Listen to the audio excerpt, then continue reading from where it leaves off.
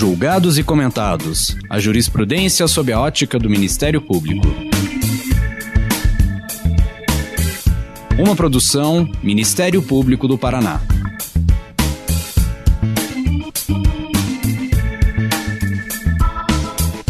Olá, estamos começando mais um episódio do Julgados e Comentados. Eu sou Eduardo Cambi e hoje abordaremos a decisão que determinou a imprescritibilidade da injúria racial. Para tanto, contamos com a participação de Samuel Vida, professor de Direito da Universidade Federal da Bahia. Nesse episódio, vamos conversar sobre a criminalização do racismo na história do direito brasileiro. Com um passado escravagista preenchido de violência e preconceito de raça, como o brasileiro, vamos abordar a importância das legislações que se propuseram a criminalizar essa discriminação, até as decisões jurisprudenciais mais recentes referentes ao tema, tal como a da equiparação da injúria racial ao crime de racismo. Dr. Samuel, muito obrigado por aceitar o convite, seja muito bem-vindo. Gostaria, antes de adentrar no assunto, que o senhor contasse um pouquinho sobre a sua trajetória profissional e acadêmica. Bom, é um prazer muito grande, caro Eduardo, participar do programa e eu parabenizo o Ministério Público Paranaense pela iniciativa de oportunizar esse debate tão importante para a sociedade brasileira. Bom, eu sou um homem negro construído na experiência urbana da cidade de Salvador, portanto, criado no espaço popular, numa cidade que é majoritariamente negra, mas que tem ainda uma manifestação intensa de exclusão racial. Então, fui criado na periferia e me aproximei do direito, no primeiro momento, através dos movimentos sociais, participando do movimento comunitário, do movimento de jovens. No segundo momento, ingressando na universidade, já estimulado pela participação nos movimentos sociais, tendo cursado direito durante o final dos anos 80, início dos anos 90 do século passado. Desde a faculdade, me chamava a atenção a necessidade de pensar o direito como uma ferramenta de luta antirracista. E me chamava a atenção também o fato de que, nas abordagens convencionais, não havia espaço para tal desiderato. Então, eu, durante a formação, me sentia muito provocado e tentava conversar com professores e com colegas sobre a temática, não encontrava muito espaço. Isso melhorou um pouco no final dos anos 80, durante a Constituinte, porque houve uma mobilização significativa do movimento negro, discutindo direito e relações raciais, tendo como objetivo interferir nos debates constituintes, apresentar propostas à Constituição em elaboração. E, naquele momento, eu consegui perceber que havia, sim, uma possibilidade de cumprir essa minha expectativa, e acompanhei intensamente esses debates, pude fazer parte dessas discussões, inclusive aqui na Bahia, com uma especificidade. Nós conseguimos também mobilizar um debate na Constituinte Estadual, produzir um capítulo sobre o negro, e a partir daí, concluindo o curso, me engajei nessa área temática. Junto com outros ativistas do campo do direito, nós formamos, no decorrer desses últimos anos, várias iniciativas para debater esse eixo direito e relações raciais. Criamos, na Bahia, alguns consultórios jurídicos de atendimento a vítimas de racismo. No segundo momento, articulamos uma rede nacional de advogados negros, inclusive com a participação destacada de advogados paranaenses, na luta contra o racismo. Chegamos a funcionar por cerca de 3 anos, entre 98 e 2001, uma experiência muito produtiva, que mobilizou nacionalmente o debate sobre essas questões, e nos últimos 20 anos eu tenho me dedicado a 2 intervenções, uma no movimento negro, no âmbito da sociedade civil, coordenando uma organização que acabou de completar 20 anos, chamada AGANJU, Afro-Gabinete de Articulação Institucional e Jurídica. E a segunda, na docência e na pesquisa universitária. Eu ingresso como professor da Universidade Federal da Bahia em 2000, retornando à casa da qual fui aluno na graduação, e Em 2003, crio um programa de pesquisa e extensão chamado Programa Direito e Relações Raciais.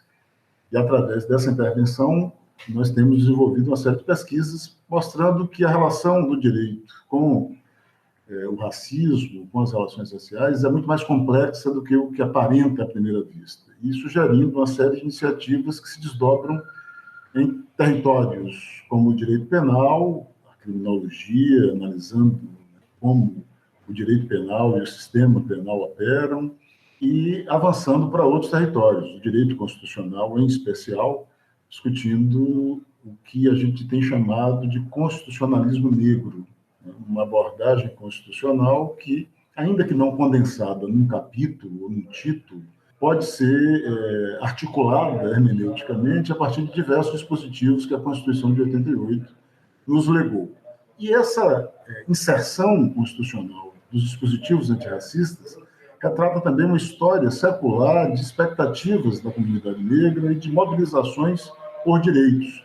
Essa trajetória tem a participação de figuras célebres como Luiz Gama, no século XIX, ou antes, no século XVIII, Esperança Garcia, mas vai ter no século XX uma série de momentos, né? A organização de uma imprensa negra, uma mobilização da Constituinte de 45 e a mobilização da atual Constituição, que produziu a atual Constituição, que nos levou esses instrumentos mais ao alcance. Então, de maneira sucinta, eu diria que essa é a trajetória. Eu opero, portanto, como advogado, atuando em casos de racismo e outras demandas ligadas a direito e relações raciais, e opero como pesquisador, investigando questões, suscitando demandas, a partir de diálogo com o que o movimento negro, que a sociedade civil apresentam ao Brasil contemporâneo. Professor, vamos começar então fazendo um breve histórico da criminalização do racismo na história do direito brasileiro. Como se deu isso? Quais são os marcos normativos mais importantes? Bom, essa é uma história bastante complexa, mas que pode ser sintetizada em alguns momentos de relevo para a percepção, né, da trajetória e dos instrumentos utilizados pela comunidade negra para atingir seus objetivos. Eu destacaria como ponto inicial a Constituinte de 45, um processo em que, após o fim da Segunda Guerra Mundial e a superação do Estado Novo, a sociedade brasileira discutia, né, a retomada de um projeto democrático. Houve uma iniciativa mobilizada pelo então coordenador do Teatro Experimental do Negro, Abdias Nascimento, de realizar uma convenção nacional do negro. Então, centenas de pessoas ligadas a movimentos negros de todo o Brasil se reuniram, numa sessão em São Paulo, outra no Rio de Janeiro, e produziram um documento muito importante, encaminhado à Constituinte, com uma série de sugestões, dentre as quais a criminalização do racismo. E, naquele momento, o documento já indicava como parâmetro os debates pós-Segunda Guerra Mundial, e sugeria que o racismo fosse considerado um crime de lesa humanidade. Então, esse é o primeiro momento destacado em que se apresenta à estrutura institucional brasileira uma provocação de engajamento, né, no combate ao racismo, que, àquela altura, com 60 anos aproximadamente de fim da escravidão, se revelava ainda persistente e definidor das relações sociais, societais no país.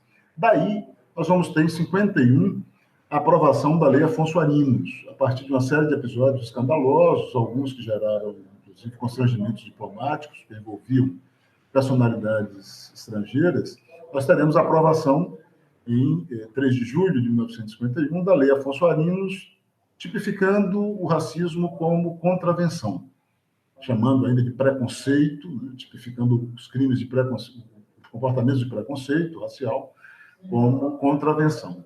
E teremos, em 83, quando Abdias Nascimento exerce o mandato de deputado federal, final da ditadura militar, uma nova proposta de criminalização do racismo que foi descartada pela Câmara, não prosperou nos debates internos da Câmara.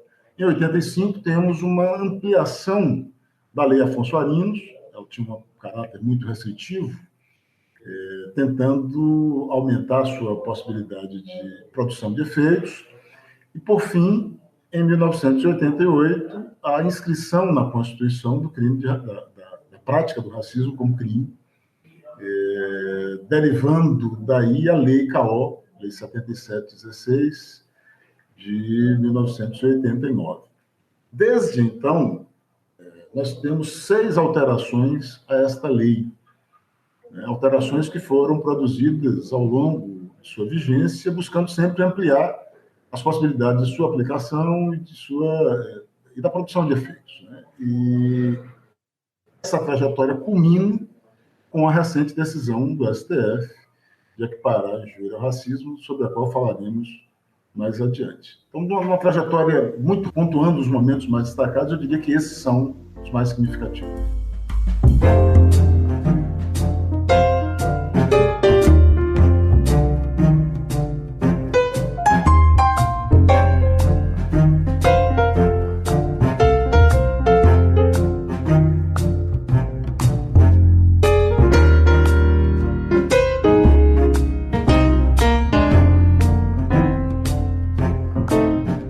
Obrigado por fazer essa panorâmica, mas vamos agora tentar focar em cada um desses momentos, né? Vamos parar ali na Lei Afonso Arinos, né, a Lei 1390, de 3 de julho de 1951. Qual é o balanço que o senhor faz, já que essa lei ficou vigente de 1951 a 1988 aqui no Brasil? A opção pela tipificação do racismo como contravenção se mostrou bastante ineficaz. Há um levantamento feito por um brasilianista, o Jerry Dávila, da Universidade de Illinois, que mostra que, ao longo de 36 anos, né, de vigência, a lei só produziu 23 casos de processos. Né? As várias denúncias redundavam sempre numa desclassificação ou em algum tipo de obstáculo procedimental que não viabilizava um processo. Dos 23 processos instaurados, apenas 7 produziram condenações. E é bom lembrar que a contravenção, como modalidade penal considerada de menor lesividade, costuma dispor penas mais simbólicas do que efetivas. Né? E, portanto, essas condenações também não resultaram em nada que produzisse, do ponto de vista pedagógico, uma maior inibição às práticas de constrangimento racial. É bom também lembrar que a própria lei Afonso Arinos era marcada por uma concepção de enunciação penal muito restritiva, a partir da ideia correta do garantismo de buscar detalhar a conduta. Houve uma aplicação exacerbada que fazia com que as condutas alcançadas pela lei Afonso Arinos fossem taxativamente restritas a algumas situações. Inscrição, recusa de inscrição em estabelecimentos de ensino, recusa de hospedagem, recusa de atendimento em estabelecimentos comerciais.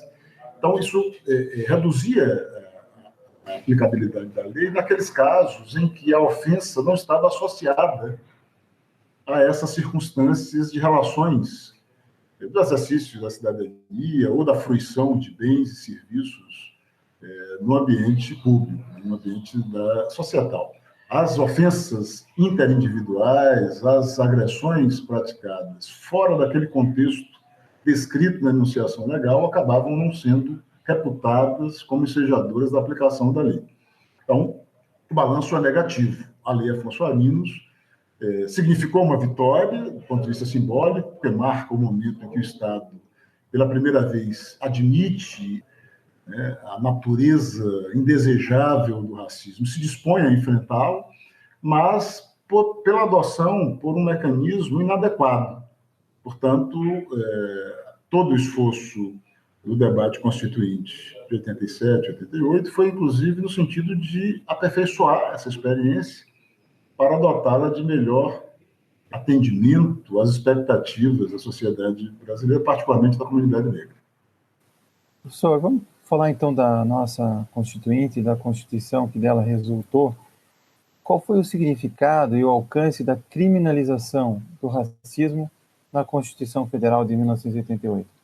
A participação negra na Constituinte foi marcada por uma experiência muito positiva. Essa experiência, inclusive, está bem retratada numa pesquisa conduzida pela pesquisadora Natália Neres e já disponibilizada como livro, né? Ela analisa como o movimento negro interveio na Constituinte e como essa intervenção acabou afetando, se refletindo em normas antirracistas que o texto constitucional acolheu. Então, esse é o primeiro aspecto, né? Houve uma mobilização significativa, coincidiu o último ano da Constituinte com os 100 anos da abolição, então isso também possibilitou um debate intenso.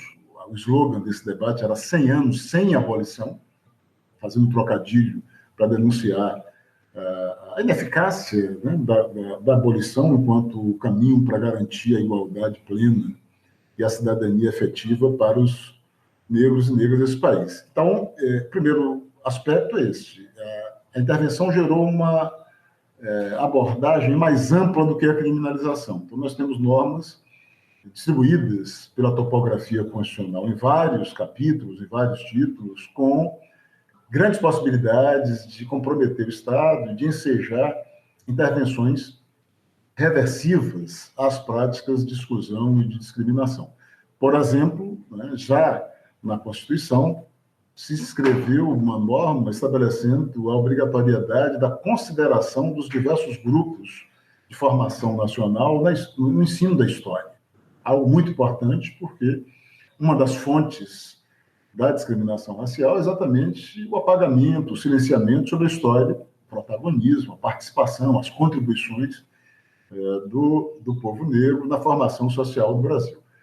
Patrimônio nacional, né, todo o legado afro considerado como patrimônio nacional, o que implica no reconhecimento da sociedade brasileira como pluricultural, a titulação de quilombos, o princípio da não discriminação no mercado de trabalho, uma série de dispositivos relevantes. A criminalização ganhou um destaque maior pelo apelo que possibilitava no debate público. Nós sabemos que nos marcos de uma sociedade punitivista, a caracterização de uma conduta como crime chama a atenção e mobiliza uma percepção, eu diria que mais amplificada, da reprovação moral àquela conduta. Então, a qualificação do racismo como crime sempre esteve para o movimento negro como uma medida política de valor simbólico, que é exatamente o de transformar algo banalizado e tratado como de pouca relevância em algo significativo. Então, o grande mérito da criminalização foi exatamente isso: trazer para a cena pública um comportamento que outrora era banalizado como tolerado para um comportamento de alta reprovação social, de vista moral e de risco, né, e de exposição do praticante aos rigores do direito penal. Daí a relevância de ter sido considerado não apenas crime, mas um crime inafiançável, imprescritível, sujeito à pena de reclusão. Ou seja, toda lógica de maximização punitivista, né, punitiva, orientado exatamente pela noção de que se tratava de um delito de alta lesividade social, de alta reprovação moral, portanto, a ser punido com maior rigor. Este aspecto merece, por si, a consideração como um aspecto vitorioso. Você tira algo que era tratado como de menor importância e banal e coloca no centro de gravidade da estrutura punitiva do Estado. E, nesse sentido, foi uma grande vitória.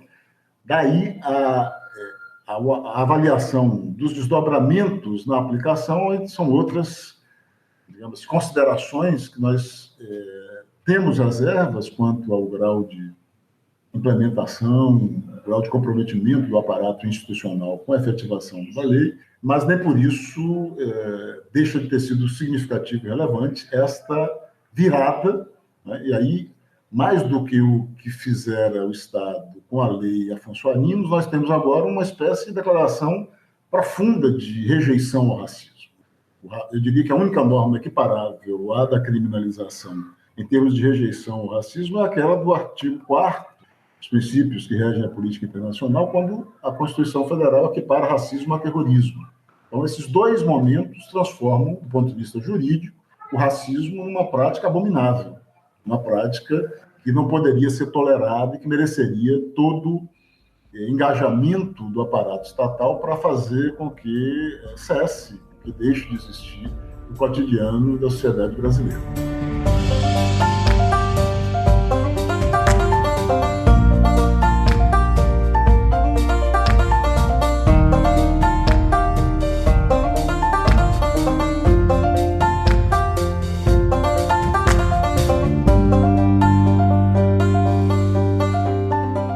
Professor, depois da Constituição, logo em 1989, foi editada a Lei 7.716, também conhecida como Lei K.O., e, infelizmente, essa lei teve vários dispositivos vetados e sofreu algumas alterações ao longo da sua vigência. Eu pergunto, o que isso significou para a experiência da criminalização do racismo no Brasil? Bom, a Lei K.O., por um lado, respondeu à demanda criada pela Constituição ao criminalizar a prática do racismo, mas o fez dentro do padrão da dogmática jurídica e da política legislativa na esfera penal, que foi o de enunciar circunstâncias restritivas para a aplicação da lei, né? Ou seja, a tipificação previa condutas quase sempre descritas de uma forma taxativa, como recusar hospedagem à pessoa negra ou por motivação racial, recusar atendimento em salões, etc. Comportamentos que apenas cobrem parcialmente as manifestações do racismo.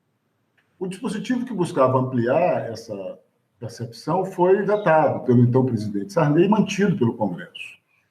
Da mesma forma, em consonância com a expectativa de reprovação das práticas racistas enunciada pela Constituição, a lei aprovada previa a não aplicação do SUSI para os casos de racismo, ou seja, a suspensão condicional do processo estaria afastada para os casos de racismo.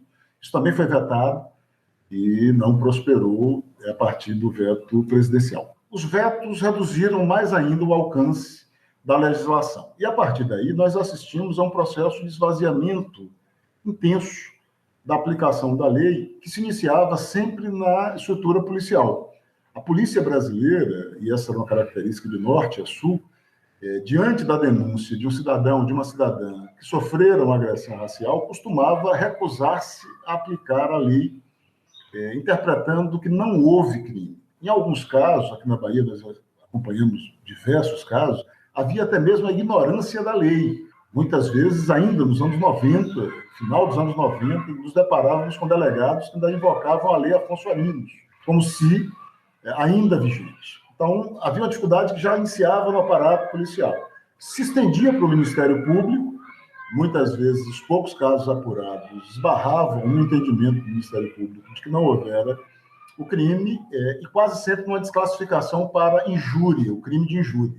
O crime de injúria, a injúria simples, regida como ação penal privada, sujeita ao prazo decadencial de 6 meses, acabava quase sempre produzindo uma impunidade, porque, considerando a lentidão, a morosidade do aparato policial para apurar, a própria morosidade do aparato de justiça, quando havia desclassificação, quase sempre já havia decorrido o prazo decadencial. Então, a gente ficava numa situação em que os poucos casos que a gente conseguia levar até a instituição ou a institucionalidade, quase sempre eram desclassificados para injúria e inviabilizados. Isso levou a que se iniciasse um movimento duplo, pela ampliação da descrição tipificadora do racismo, que acabou sendo consagrado pela alteração do artigo 20, passando a constar uma norma penal em branco, praticar, induzir, incitar o racismo, ou seja, uma válvula de escape para aquelas tipificações detalhistas às quais eu me referi há pouco. Então, criou-se um tipo aberto que possibilitava uma maior abrangência para o enquadramento das práticas discriminatórias e a criação da injúria qualificada, a injúria por motivação racial, ou a injúria racial, para, digamos assim, aproveitar aqueles outros casos que eram desclassificados para o crime de injúria. Então, essas foram as duas alterações mais significativas produzidas no decorrer da vigência da Lei CAO. Elas, evidentemente, que não esgotaram a problemática, porque a injúria qualificada, no primeiro momento, era também regida como crime de ação penal privada, com todas as implicações daí decorrentes, contratar advogado, prazo decadencial, etc. No segundo momento, nós conseguimos converter para crime de ação penal pública condicionada à representação, que também melhorou um pouco, diminuiu um pouco esses riscos que acabavam incidindo pela lógica morosa de apuração do sistema de justiça no país. Então, essas foram as duas principais alterações, e várias outras que foram produzidas no âmbito legal para ampliar as possibilidades de implementação da lei, assim como outras produzidas no plano jurisprudencial. Tivemos um momento importante no final ainda do século passado, no julgamento do caso Elvanger, um famoso caso de um negacionista gaúcho, né, do Rio Grande do Sul, que publicava livros, que assumia uma postura de negação do Holocausto, de proposta de revisão histórica, negando o ocorrido durante o período de vigência do nazismo. E esse caso suscitou um debate importante no Supremo, que foi o alcance do racismo, né? E o Supremo fixou o entendimento de que as ofensas a judeus também implicavam em prática racista, condenou Elvanger por crime de racismo, etc. A partir daí, nós tivemos vários outros momentos provocados, especialmente pelo debate sobre as ações afirmativas, que acabavam, de alguma forma, trazendo para a esfera jurisprudencial um alargamento do entendimento sobre o que é racismo. Então, o grande pano de fundo, Eduardo, é exatamente a indefinição, a indeterminação do que é racismo. Do ponto de vista sociológico, há um entendimento razoavelmente pacificado de que o racismo implica práticas as mais variadas, inclusive práticas que não nomeiam-se racialmente, práticas que podem prescindir da raça para produzir efeitos racistas. No plano do direito, esse debate ainda é muito novo, né, e não foi suficientemente incorporado em termos normativos. Então, esse debate jurisprudencial no Supremo ajuda porque vai dar mais contorno ao entendimento sobre o que é o racismo, suas múltiplas formas, os efeitos perversos, né, no interior da sociedade, na produção de desigualdades raciais, o que vai permitir que, nesse último caso, quando instado a se pronunciar sobre a equiparação do crime de injúria racial ao crime de racismo, o Supremo fixa a equiparação, valendo-se, inclusive, argumentativamente, de parte desse construto jurisprudencial produzido ao longo dos últimos 20 anos.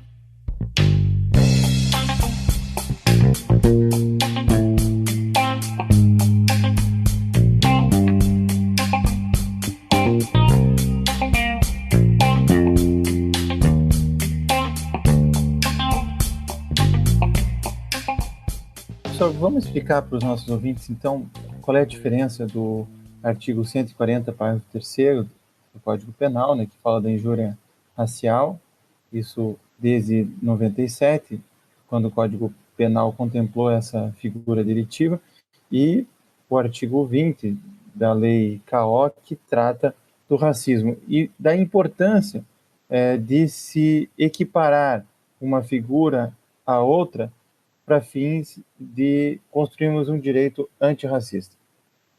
A distinção, como eu disse, começa a se dar por uma prática de esvaziamento da lei, né? Ou seja, a reclassificação da denúncia apresentada ou do inquérito apresentado na apuração do racismo para o crime de injúria. Então, no primeiro momento, essa distinção surge aí. Nunca houve, do ponto de vista sociológico, qualquer argumento consistente que permita distinguir uma ofensa individual desferida contra uma pessoa negra por motivação racial da prática do racismo. O racismo comporta uma infinidade de práticas. Uma das características apontadas por todos os estudos sociológicos sobre o racismo é a sua plasticidade.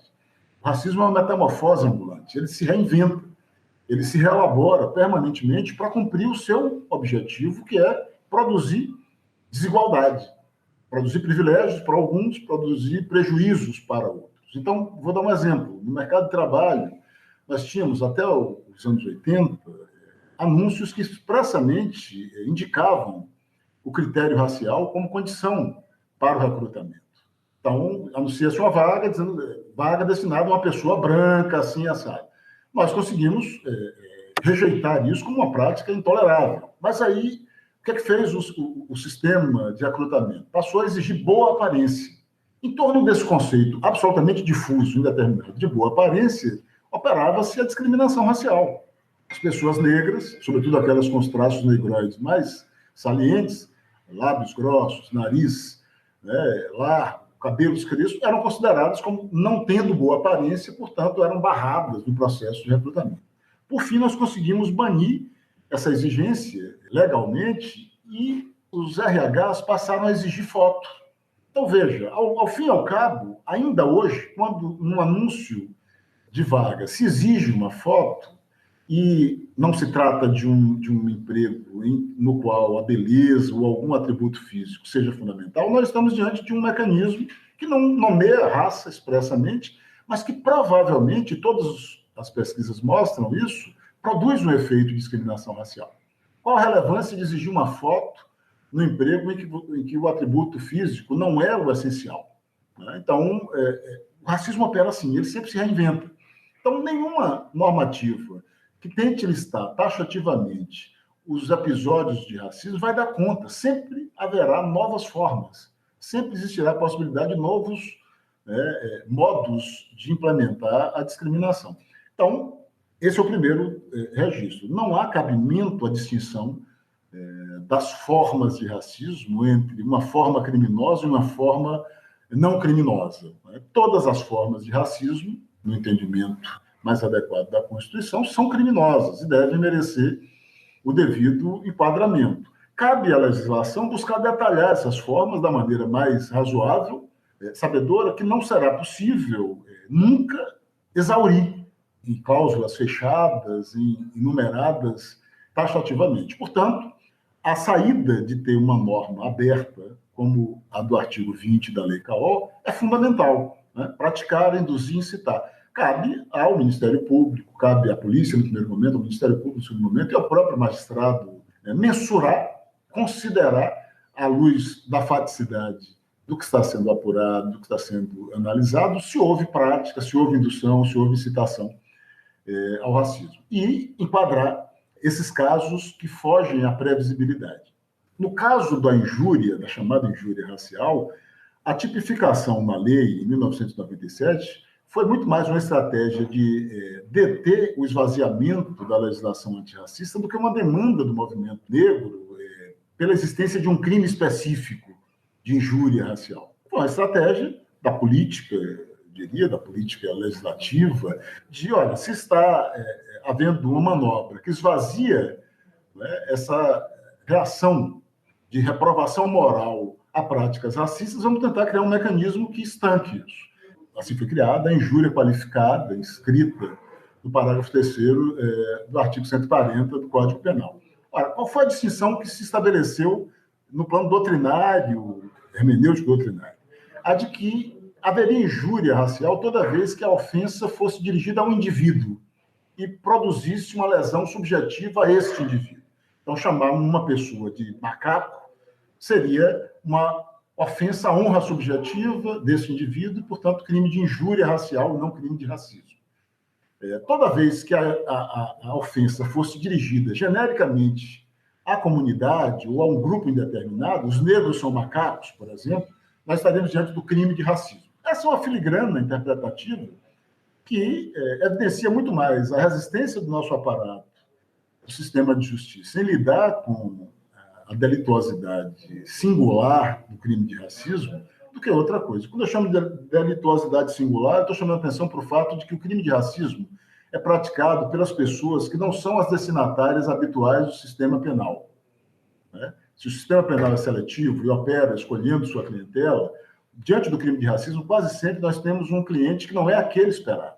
São pessoas ditas de bem, são muitas vezes pessoas que não têm qualquer incidente anterior alcançado pelo sistema de justiça. Então, há uma resistência do sistema penal em admitir que esse sujeito deva ser punido.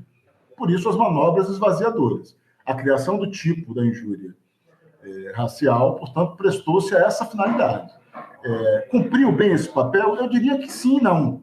Sim, no sentido de que diminuiu o esvaziamento, porque, ainda que não qualificasse como crime de racismo, admitia-se que havia um delito motivado racialmente. Mesmo desclassificando para injúria racial, admitia-se que o fundo, a motivação era um tratamento desigualitário, um preconceito, um ódio, uma prática aversiva contra determinados cidadãos e cidadãs desse país. Então, esse aspecto foi positivo. Quanto à possibilidade de plena implementação da lei, nós esbarrávamos nas dificuldades habituais do nosso sistema penal, morosidade e outras possibilidades de evasão. Eu diria que a punibilidade por crime de injúria racial era baixíssima, inferior, inclusive, à punibilidade por crime de racismo, em termos estatísticos. Então, nesse sentido, não foi a solução plena, manteve margem para manobras evasivas. Agora, essa decisão última do Supremo me parece que restabelece o sentido original da norma constitucional de considerar qualquer prática de racismo como crime e de buscar enquadrá-la com os rigores que a Constituição indica. Portanto, a imprescritibilidade, a inafiançabilidade, e a pena de reclusão. Portanto, me parece que aí nós temos um momento de inflexão que já tem provocado no Legislativo a tentativa de ajustar a legislação. O Legislativo está discutindo expressamente a consideração da injúria como espécie de racismo. Já foi aprovado projeto de lei nesse sentido no Senado e encaminhado para a Câmara. Então, eu diria que nós estamos num momento de, via jurisprudência e via aperfeiçoamento legislativo, de retomada, de reencontro com a pretensão constituinte de transformar o racismo numa prática condenável de fato e amplamente rejeitada, né, pela sociedade e pela instituição estatal.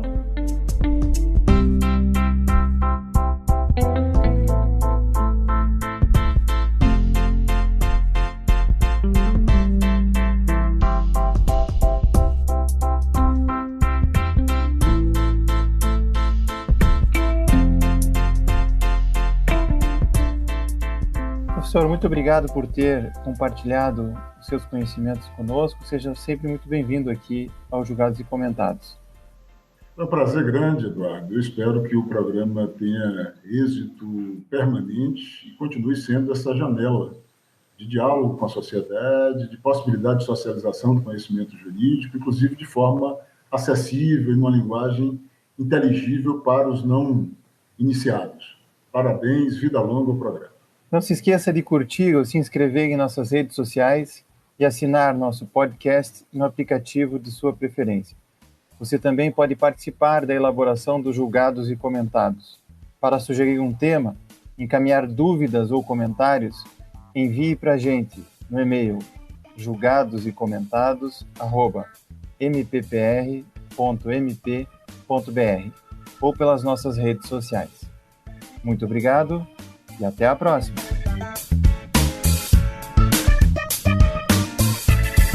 Uma produção Ministério Público do Paraná.